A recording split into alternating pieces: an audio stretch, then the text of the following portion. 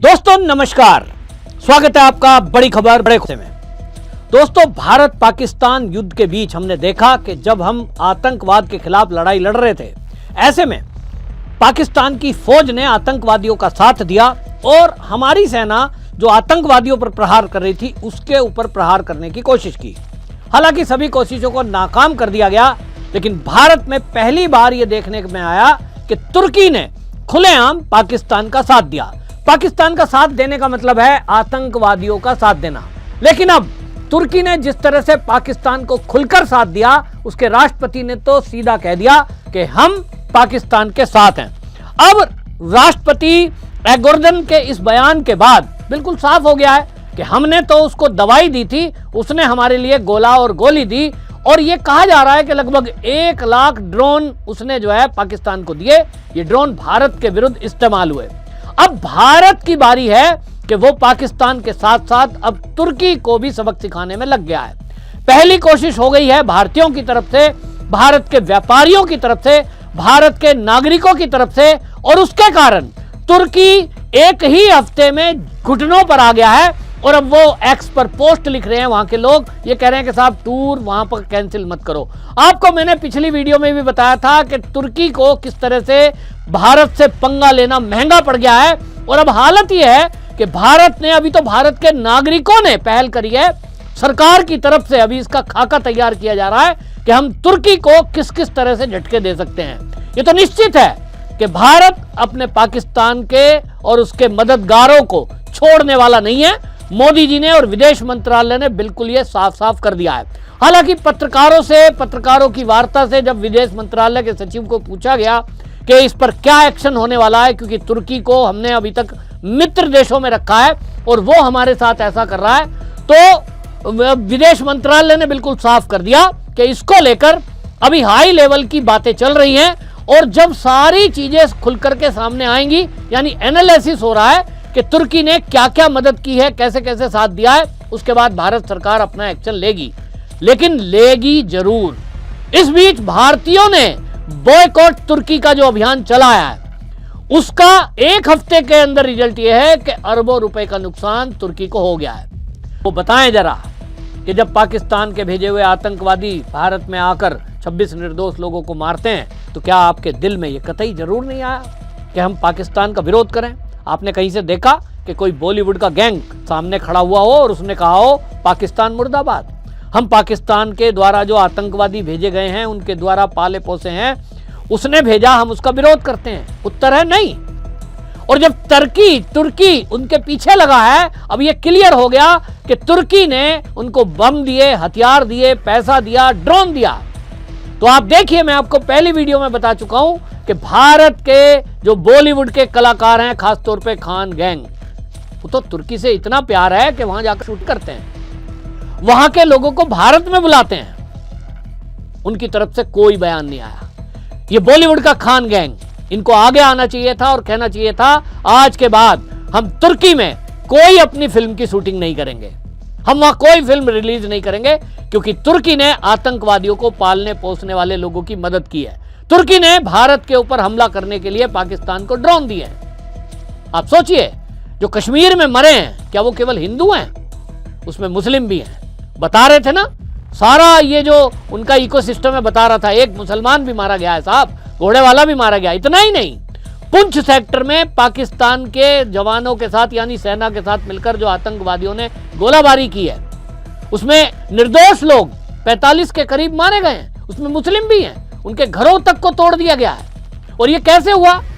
तुर्की के ड्रोन से।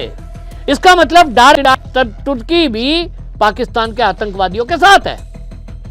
ऐसे में झटका दिया है भारत के यहां उद्योगपतियों ने, तय कर लिया। पुणे के सेब व्यापारी हैं, उन्होंने कहा कि 50% तक अब हमने अभी तक कमी आई है और तय कर लिया है कि तुर्की से कोई भी सेब अब हम इंपोर्ट नहीं करेंगे।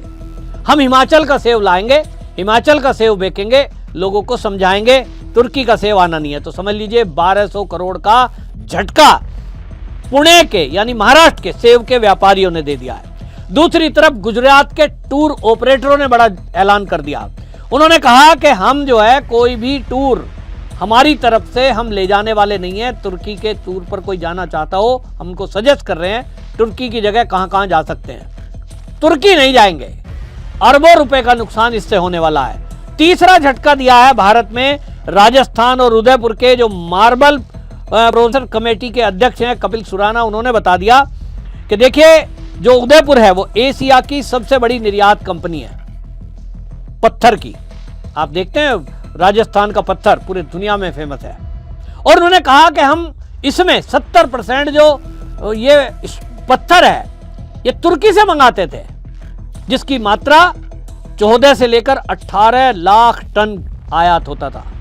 मतलब कुल पत्थर जो उदयपुर राजस्थान से दुनिया में भेजा जाता है, भारत में भेजा जाता है, उसका 70% तुर्की से आता है।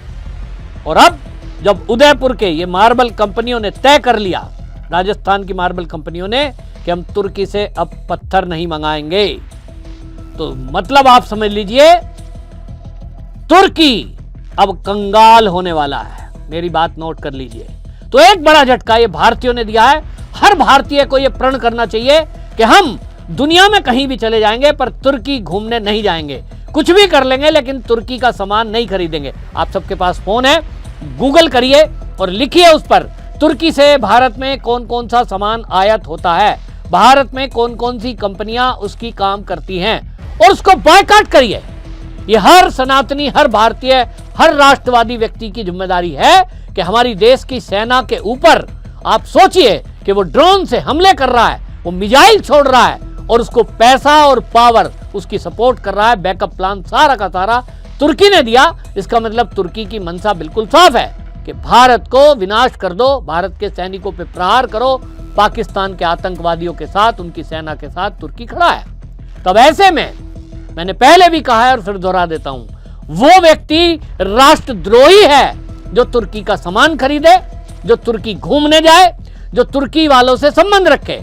और अब मैं उम्मीद करूंगा इस वीडियो के बाद आप लोग उसको शेयर करेंगे कि बॉलीवुड वालों को खुलकर कह देना चाहिए। अभी तक मैंने नहीं सुना किसी भी खान गैंग के किसी व्यक्ति ने, आमिर खान, शाहरुख खान, ये सलमान खान, ये बड़े वहां शूटिंग करने जाते हैं। होना तो ये चाहिए था कि जैसे ही पहले दिन खबर आई, हमारी सेना ने बताया है बाकायदा प्रेस कॉन्फ्रेंस करके कि जो पाकिस्तान की तरफ से ड्रोन आ रहे हैं, इन ड्रोन में तुर्की के ड्रोन हैं। तो बॉलीवुड वालों को सबसे ज्यादा खड़े होकर बहिष्कार करना चाहिए था, एक्स पर पोस्ट लिखनी चाहिए थी।